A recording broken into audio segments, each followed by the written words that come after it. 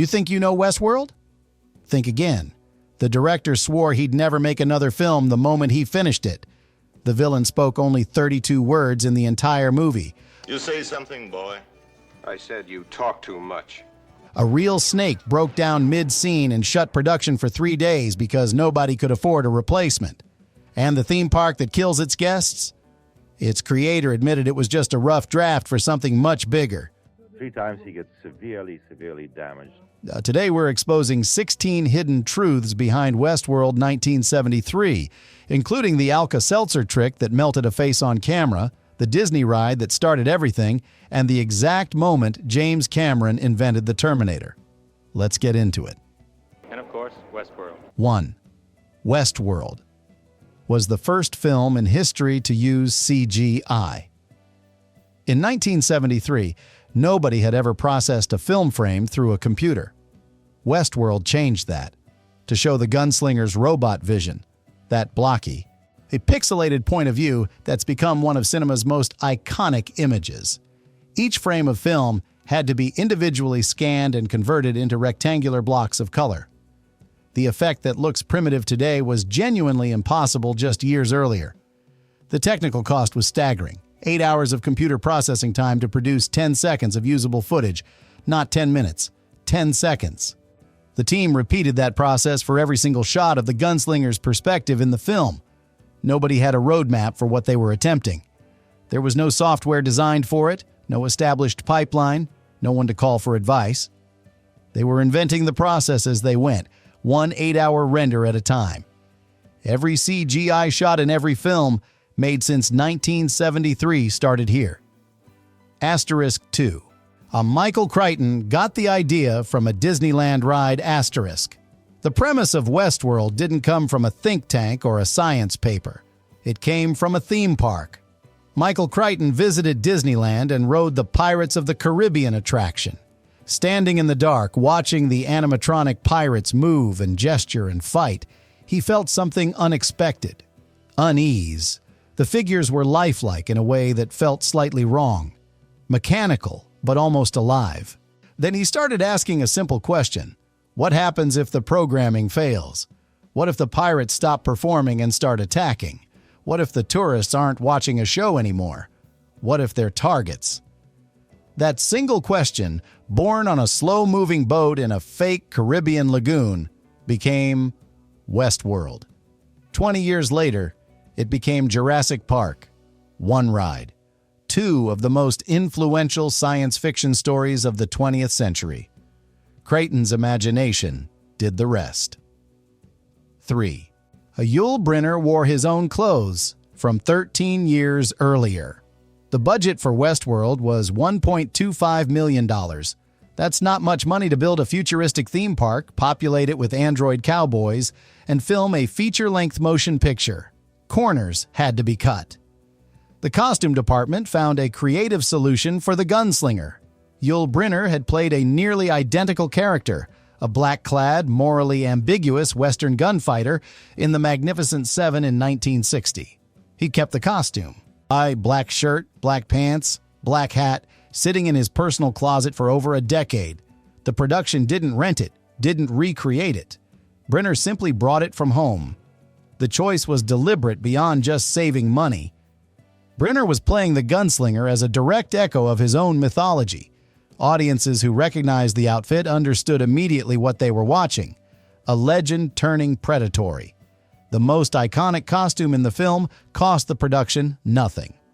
4. James Cameron invented the Terminator. While watching this film, asterisk before Schwarzenegger, before the red eye, before I'll be back, James Cameron watched Westworld. He later admitted that Yul Brynner's gunslinger, the relentless, unblinking, emotionless pursuit of a human target by a machine that simply would not stop, was the direct and primary inspiration for the T-800 in the Terminator. The unstoppable stride, the dead eyes, the complete absence of hesitation or mercy. The horror of being hunted by something that doesn't feel fear or pain or doubt. Cameron watched Brynner walk through that hotel corridor and understood something fundamental about what made mechanical villains terrifying. It wasn't aggression. It was inevitability. He took that insight and built a franchise around it. The Terminator is one of the most profitable science fiction properties in history. Its DNA runs directly through a 1973 film that most people have never seen. 5. Westworld invented the concept of the computer virus asterisk. In 1973, the idea that software could become infected and spread malfunction like a disease was almost entirely theoretical. Computer scientists had discussed it in academic papers. The general public had never encountered the concept. Westworld changed that. When the park's robots begin malfunctioning, the technicians in the control room describe what's happening as an infectious disease spreading through the system. One robot breaks down, then another, then the malfunction spreads, robot to robot, system to system, like a contagion. That framing, a software problem described in biological terms, was the first time mainstream popular culture had encountered the idea. The term computer virus wasn't widely used until the 1980s, but the concept, malicious, self-spreading code that corrupts and destroys, got its first public introduction in a summer movie about cowboy robots. Most people who use the phrase today have no idea where it came from. 6. The melting face was made with Alka-Seltzer. The climax of Westworld features one of the great practical effects moments of 1970s cinema. The gunslinger's face, caught in a blast of acid, begins to melt and bubble on camera. No CGI, no optical tricks, just chemistry. The makeup team built the effect around a simple household product. They created an oil-based makeup compound and mixed in crushed Alka-Seltzer tablets. The mixture sat inert on Brynner's face until a crew member sprayed him with water. The moment the water hit, the Alka-Seltzer activated. His face started fizzing and bubbling visibly on camera, in real time, in a single take. The effect lasted exactly as long as the chemical reaction did. There was no stopping it, no resetting mid-shot. When the tablets activated, the scene was happening whether the camera was ready or not.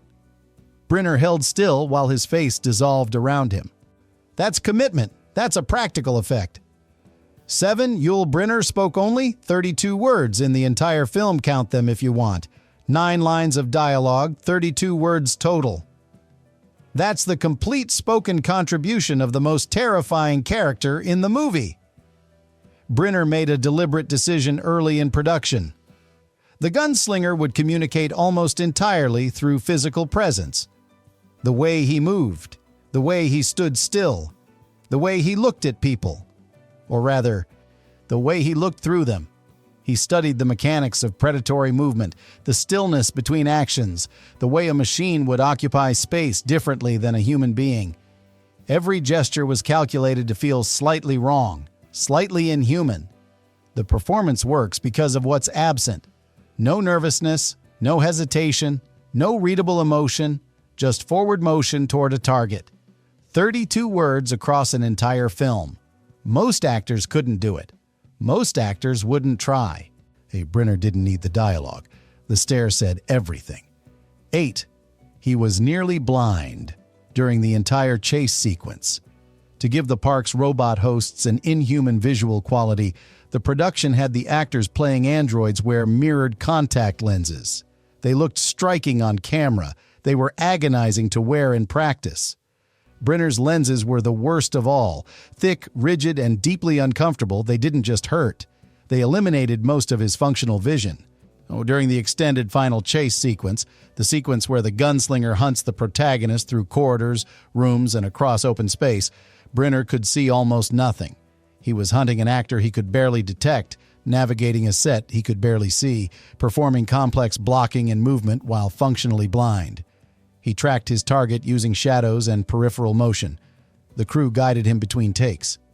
The cold, some predatory precision that makes the chase so terrifying on screen was performed by a man who could barely see where he was walking. 9. The entire film was shot. In 30 days, MGM was in serious financial trouble in 1973. They needed the film completed fast and cheap. Michael Crichton was handed a 30-day shooting schedule for a feature film involving complex practical effects, multiple location environments, and a first-time director still learning on the job. He described the experience as exhausting and terrifying in equal measure. Every day was a problem to solve, a shortcut to find, a compromise to make. By the time the final shot was finished, Crichton was so depleted by the pressure that he made a declaration. He was done directing. He never wanted to stand behind a camera again on a feature film. He kept that promise for years. The man who would eventually write Jurassic Park, Congo, Sphere, and Disclosure looked at what it cost to make Westworld in 30 days and decided the price was too high. One film, one brutal month, a career decision that stuck. 10. Westworld was Michael Crichton's first draft of Jurassic Park. The plot is almost identical, and Crichton knew it. A billionaire corporation builds an elaborate theme park filled with convincingly realistic attractions. The technology is breathtaking. The experience is unlike anything tourists have ever seen. Then the system fails. The attractions become predators, and the guests start dying while corporate executives refuse to shut things down. Crichton openly called Westworld his first draft of the theme park gone wrong concept. 20 years of thinking, writing, and technological evolution separated the two projects, but the skeleton was the same. The key difference was scale and specificity. Dinosaurs were more visceral than robots, and the science of DNA extraction was more plausible to 1990s audiences than android programming had been to 1970s ones. But the terror was identical. The lesson was identical. And the villain, corporate greed dressed up as wonder, was exactly the same character wearing a different costume. Crichton refined the idea for 2 decades and then got it exactly right. 11. The robots had to act badly on purpose. The production of Westworld ran into a censorship problem. Several scenes set in the medieval world section of the park involved the robot hosts in intimate situations with paying guests. In 1973, the MPAA Ratings Board was watching closely. Too much realism in those sequences and the film would receive an X rating, which would destroy its commercial viability entirely. The solution was counterintuitive and accidental genius. And the actors playing robots were directed to perform those scenes with exaggerated stiffness and mechanical awkwardness. No warmth, no naturalism. Every movement slightly wrong. It kept the rating at R. It also made the sequences deeply unsettling in ways nobody anticipated. The mechanical performance didn't reduce the disturbing quality of those scenes. It amplified it. Something about the complete absence of humanity made everything worse. They solved a censorship problem and accidentally created something more disturbing than what they'd been trying to avoid. 12. The western town was being demolished while they were filming in it MGM's legendary backlot number. 2 had been home to hundreds of westerns. It was one of the most famous outdoor sets in Hollywood history. It was also being sold to real estate developers. Westworld was among the last productions to film there, and the timing was brutal. For the crew would finish shooting a scene on one section of the western street, wrap for the day, and return the next morning to find construction crews tearing those same buildings down behind them. They were racing the wrecking ball. Each day's filming had a hard deadline imposed not by the schedule, but by demolition crews working their way down the block. The production had to plan every exterior shot around which buildings would still be standing by the time cameras rolled. The authentic, weathered look of the park's western world came from a real place with real history. A place that ceased to exist as they filmed inside it. 13. The guns were completely fake and genuinely dangerous. The film's central premise involves a safety system preventing the park's guns from firing at warm human targets. The weapons can only discharge toward the cold synthetic bodies of the robots. It's a clever concept. It was entirely fictional. The props were standard blank-firing revolvers with no targeting capability whatsoever. The actors playing guests had to manually pretend their guns wouldn't fire toward humans, which required constant concentration and precise blocking choreography every time a weapon was raised. The system broke down repeatedly. Several times during filming, guns discharged accidentally toward the actors playing human characters. Nobody was seriously injured, but the incidents were close enough to cause genuine alarm on set. The safest weapon in the most dangerous theme park in fiction was actually the most unreliable prop on the production. Every gunfight scene carried real risk dressed up as movie magic. 14. The control room technology predicted. The smartwatch production designer Herman Blumenthal had a problem that every science fiction designer faces. How do you visualize technology that doesn't exist yet without making it look ridiculous in 20 years? Blumenthal's solution was to extrapolate from existing technology rather than invent wholesale. The control room scenes feature touch-sensitive screens that respond to direct finger input. Technicians monitoring the park wear small devices strapped to their wrists displaying real-time data. In 1973, neither of these technologies existed in any practical consumer form. The touch screens predate the commercial touchscreen industry by over a decade. The wrist devices are recognizable to any modern viewer as essentially the Apple Watch. Blumenthal wasn't predicting the future deliberately. He was just asking what the logical endpoint of existing technology looked like. He landed within a few years of the actual timeline. The control room of a 1973 film about robot cowboys is a more accurate vision of 2015 than most dedicated futurists managed. 15. And the mechanical snake cost more than the supporting cast, asterisk. The film's premise quietly extends beyond the human-shaped robots. The park's horses are androids. The wildlife is artificial. Even the rattlesnake that bites a guest in an early scene is a machine. The production built a mechanical rattlesnake prop to film the sequence. It was extraordinarily expensive for a film operating on a $1.25 million total budget, more costly than the salaries paid to several of the film's supporting actors. Halfway through filming the scene, it broke. The production stopped completely for 3 days, not because they chose to, because they had no backup. One mechanical snake, no understudy, and a budget with no room for emergency replacements.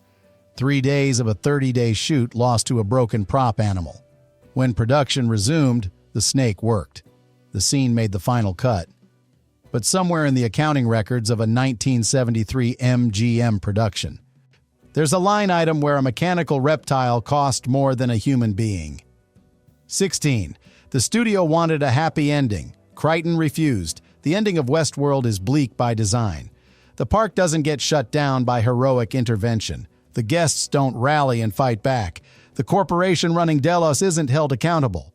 The surviving protagonist escapes, barely, into a world where the people responsible for the massacre are still in charge and still worried primarily about their reputation and their revenue.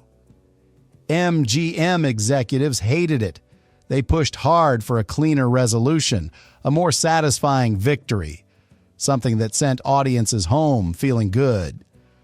Crichton held firm. He wanted the corporate leadership of Delos to be understood as the real villains, not the malfunctioning robots. The executives who knew the system was failing and kept the park running anyway because shutting down meant losing money and admitting a mistake. That cynical, anti-corporate ending felt radical in 1973. It became a defining characteristic of serious 1970s science fiction. The studio thought it was too depressing for a summer movie. Crichton thought it was the only honest way to end the story. He was right. So which truth about Westworld hit you hardest? James Cameron building the entire Terminator franchise from a single Yul Brynner performance, a face melting on camera because of a fizzing antacid tablet, or Michael Crichton spending 20 years quietly turning this film into Jurassic Park? Drop your answer in the comments. And let us know, would you pay $1,000 a day to visit Westworld, or does the original 1973 film make that an easy no? Subscribe and hit the bell. More classic sci-fi secrets are coming. I see you in the next one.